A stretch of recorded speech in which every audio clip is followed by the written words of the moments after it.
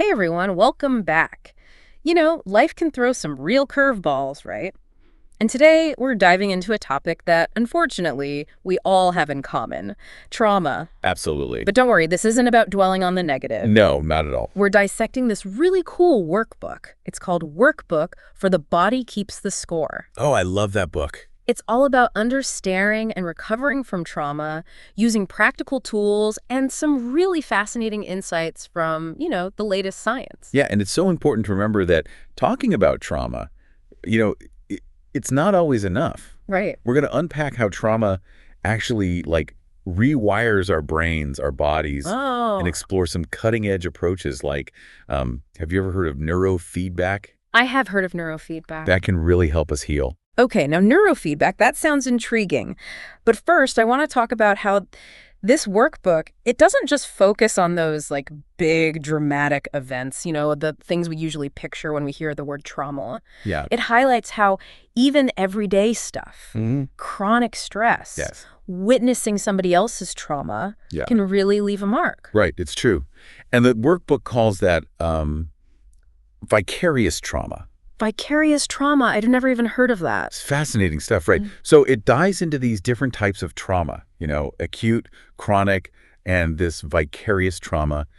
And it really explains how each one, impacts our nervous system. Imagine your brain's alarm system stuck in the on position. Oh, that's a great way to put it. That's often the case with chronic trauma, leading to a whole cascade of physical and emotional symptoms. You might be resonating with this already. If you've ever felt constantly on edge or just struggled to shake off that stress, it's not just in your head.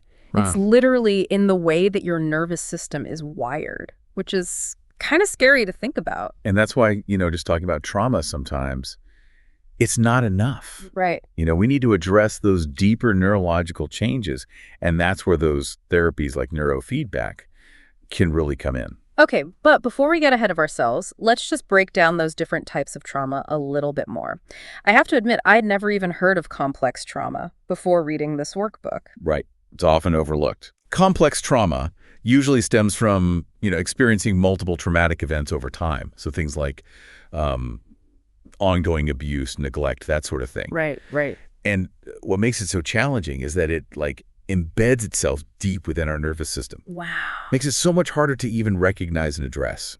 The workbook talks about how this can lead to a whole range of symptoms that might not even seem directly related to the trauma at first glance, like difficulty concentrating, feeling emotionally numb, or even just losing interest in things that you used to enjoy. Absolutely. And that's why, recognizing those signs early on is so crucial. Right. Because untreated trauma, it doesn't just disappear. No. It can really fester and manifest in, unhealthy coping mechanisms, relationship problems, even substance abuse. Yeah. It's a reminder to just be kind to ourselves and to those around us. You never really know what battles people might be fighting beneath the surface. Absolutely. Now, going back to what I mentioned earlier about how trauma can, actually change our brains. Yeah. This is where things get really interesting. Okay, lay it on me. Okay, so there was this study, right? Mm-hmm. And the workbook cites it, found that people with PTSD, they had a hippocampus, that's the memory center of the brain, Right. that was on average 8% smaller. Wow. That's huge, right? Yeah. And it helps explain why memory and emotional regulation can be so challenging after trauma. So it's like your brain is literally wired differently after a traumatic experience, which can make it that much harder to even process those experiences and move on. Exactly. And this is where those new therapies like neurofeedback can really come in, because they're not just about talking about your problems. They're about actually retraining your brain to react differently. So instead of just talking about your problems, you're actually retraining your brain to react differently. Exactly. That's incredible. But is there any proof that it actually works? Yeah, there's a growing body of research. Okay. And, the workbook cites several studies showing that neurofeedback can be really effective for treating PTSD, anxiety, and other trauma-related conditions. Okay, so let's dig a little deeper into how this neurofeedback thing actually works. Yeah. What's going on there? Okay, so imagine you could actually see your brain waves in action. Those electrical signals that are just constantly zipping around in your head? Right. Neurofeedback lets us do that. What? It involves measuring your brainwave activity and then using that information to help you train your brain to function more effectively. So wait, you're saying we can actually change our brainwaves? That sounds like something straight out of a sci-fi movie. How does that even work? It's pretty amazing, actually. So different brainwave patterns are associated with different mental states, right? Okay. So for example, when you're relaxed and you're focused, Yeah. your brain is producing more alpha waves. But when you're stressed or anxious, you tend to have more of those beta waves. Okay. So what does that have to do with, healing from trauma? So neurofeedback helps you become aware of those brainwave patterns and then learn to consciously shift them. It's like you're learning to flex a muscle you didn't even know you had. Okay, I think I'm starting to get it. So if you've experienced trauma, your brain might be kind of stuck in that pattern of stress and anxiety, Right. with lots of those beta waves firing off all the time. Yeah, constantly. And neurofeedback helps you train your brain to produce more of those, calming alpha waves. Precisely. Okay. It's like giving your brain a workout, but for things like focus, emotional regulation, and stress response. That's really cool. You're essentially teaching your brain to shift from that state of constant stress to one of calm and focus. That's amazing. So we're not just stuck with the brains we have, we can actually retrain them. Exactly. And you know what? The workbook even includes some simple techniques that you can try at home Oh, really? to start influencing your brain waves. Like what? Things like deep breathing exercises Okay. or mindfulness, meditation. Those can be surprisingly effective. Okay, so this workbook is already blowing my mind with these alternative therapies. But let's get to the question that I think everyone's probably wondering.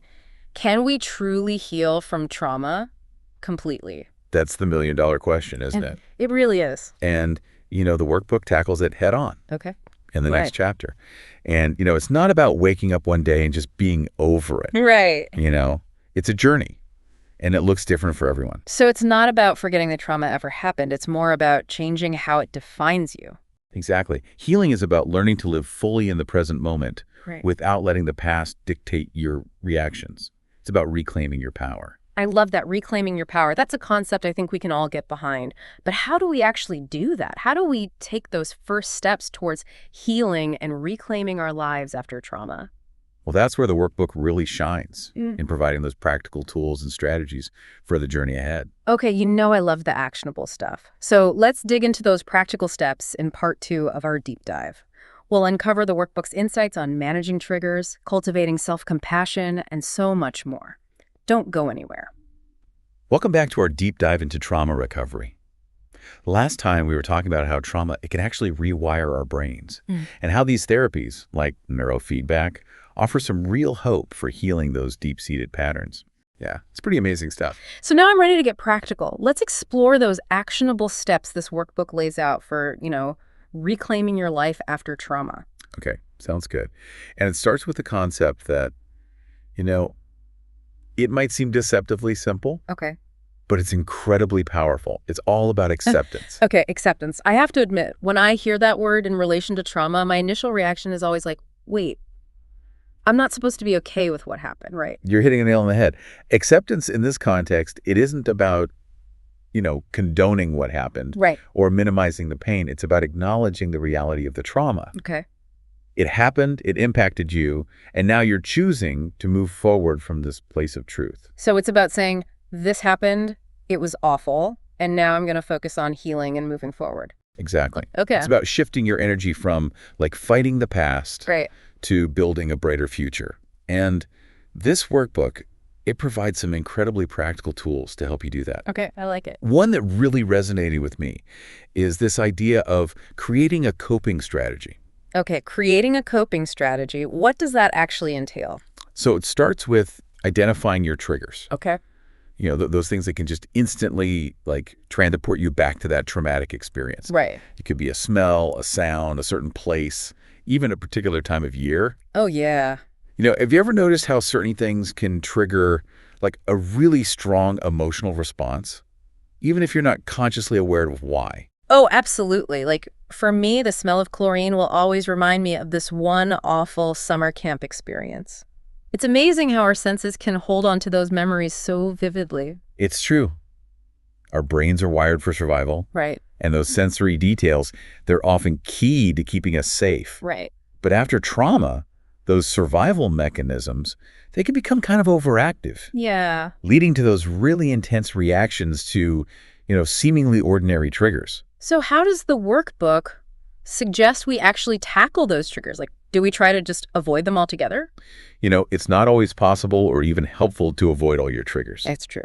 But instead, this workbook, it helps you identify them Okay. and develop those coping mechanisms Okay. so you can navigate them more effectively. So instead of letting a trigger completely derail you, you have the tools to kind of manage those difficult emotions. What kind of tools are we talking about? So it varies from person to person, Sure. but the workbook offers a whole range of self-soothing techniques. Okay. Simple things like taking a warm bath, listening to calming music, practicing deep breathing exercises. Those almost sound too simple, but I guess it's about shifting your focus, like calming your nervous system down when those triggers start to kind of threaten to take over. Exactly. It's like training your brain to react differently to those stimuli. Wow. And, the more you practice these techniques, the more empowered you become in managing your response. So it's about regaining that sense of control that trauma can so easily steal from you. Precisely.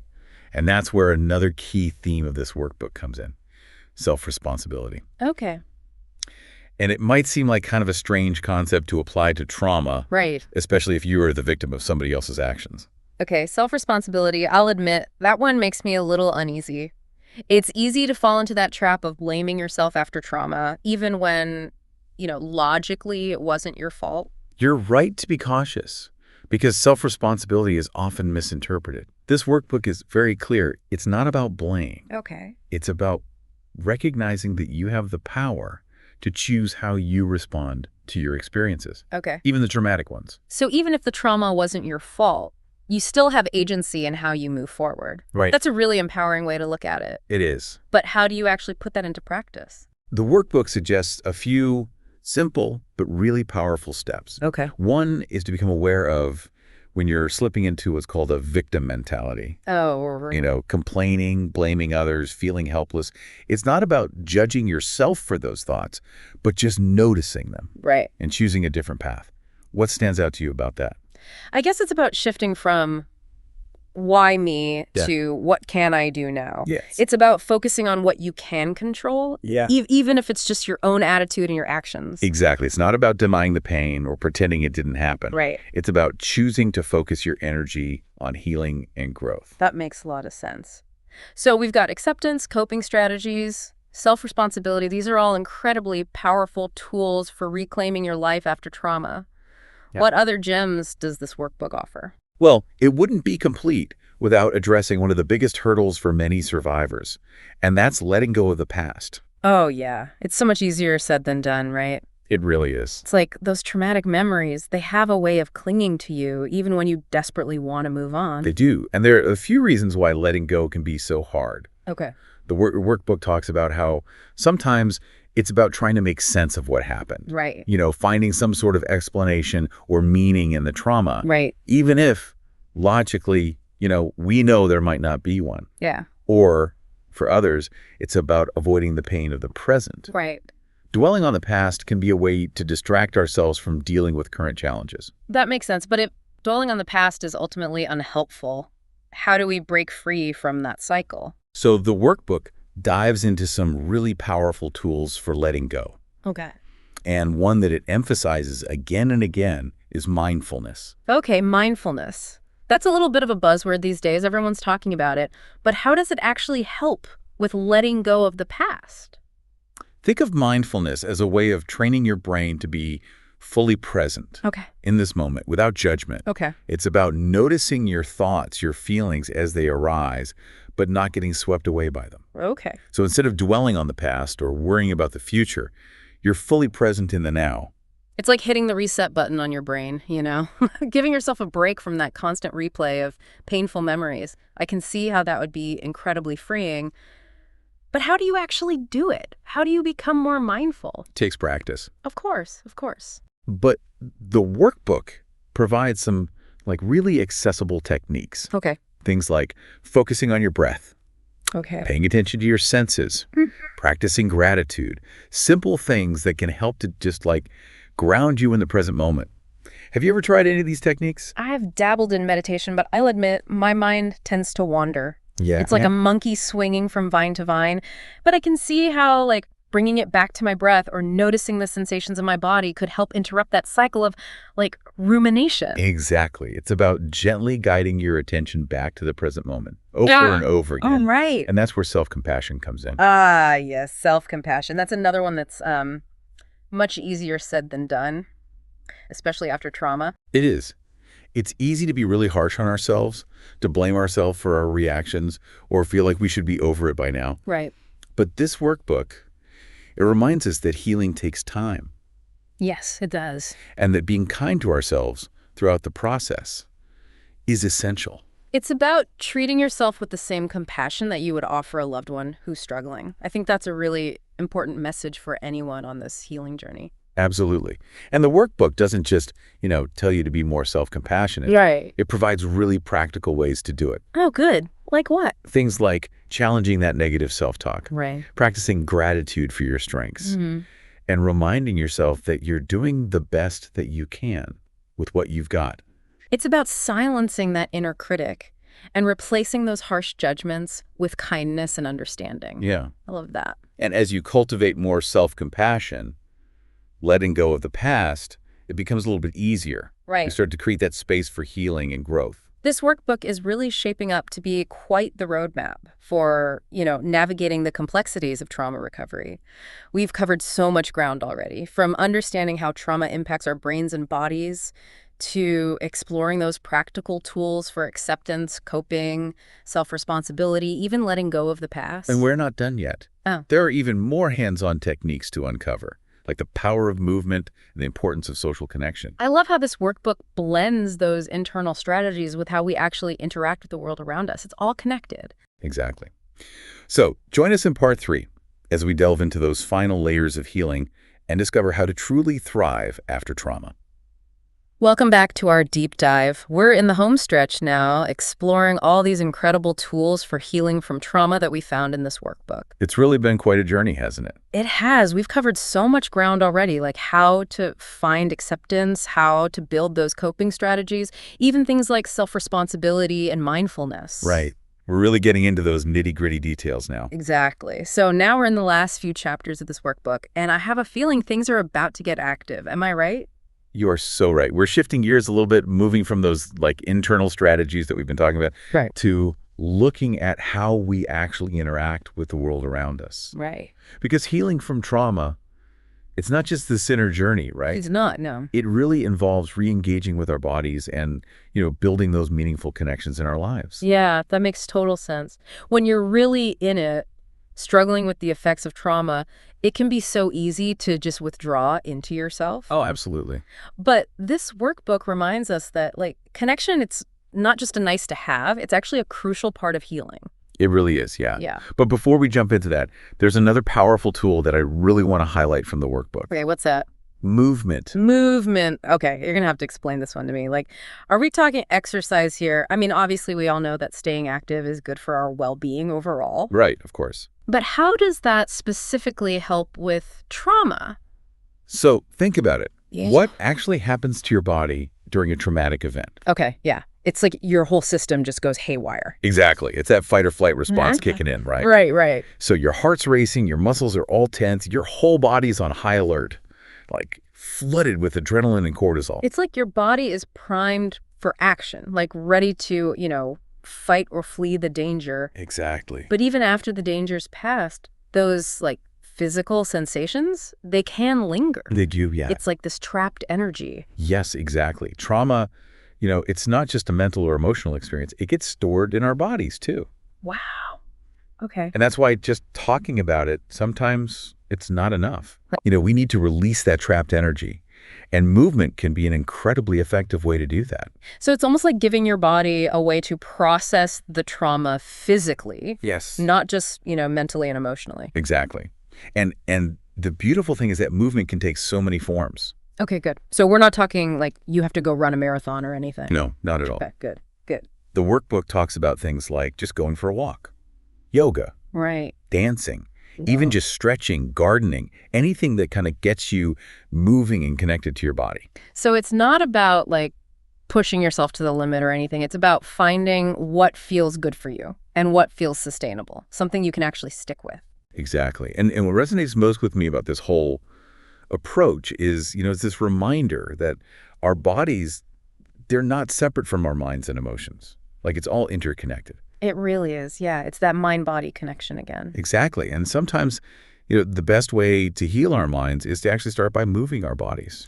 I can see how that would really help to like release some of that tension and stress that trauma can kind of trap in your muscles. Totally. And in your nervous system, right? Absolutely. And, as you're moving your body, the workbook, it really encourages you to pay attention to the sensations that you're experiencing. Okay. What are you feeling? Where are you holding tension?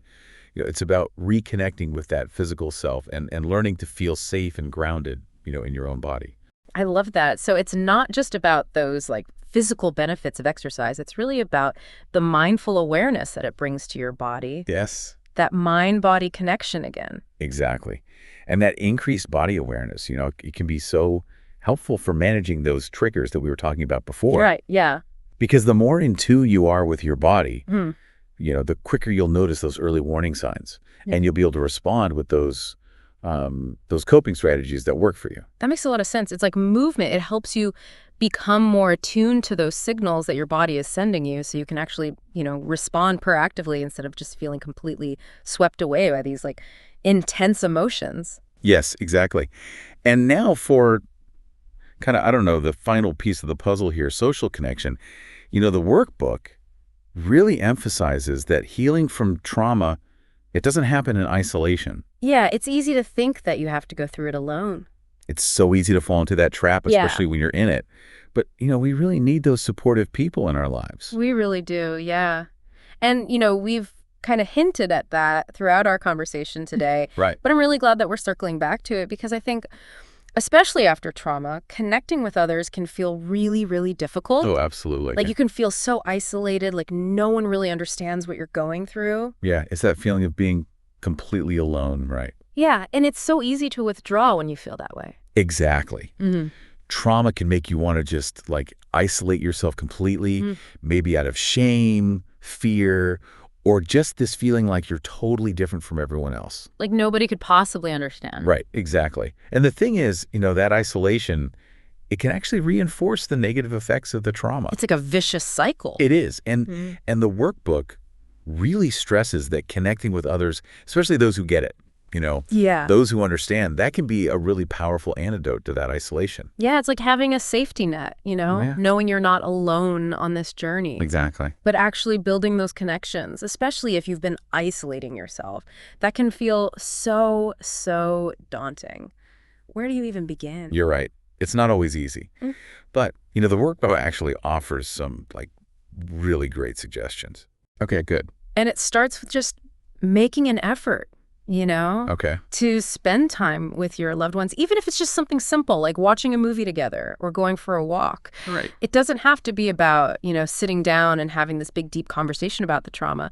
Just being in the presence of those supportive people. Yeah. That in itself can be really healing. It's about remembering that you are loved, that you belong, that there are people out there who really do care. Yes. And sometimes, just feeling that presence, it can be enough to start chipping away at that sense of isolation. Absolutely. And, if you feel ready to connect with others who truly get it, who've been there, the workbook also encourages, exploring support groups, maybe even online communities that are specifically for trauma survivors. Yeah. Sharing your story and hearing from others who've, walked a similar path. Yeah.